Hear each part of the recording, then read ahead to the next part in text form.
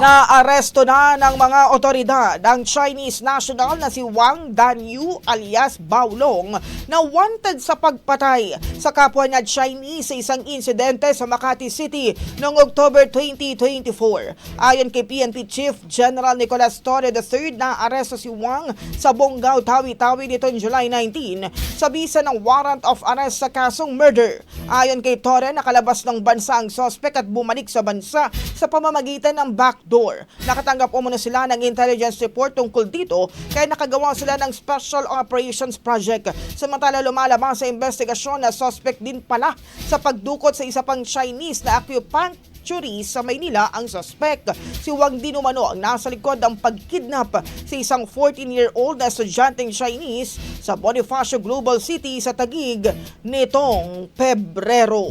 Ang bahaging ito ay hatid sa atin ng DriveMax Herbal Capsule. Lalaking angat, tumatagal.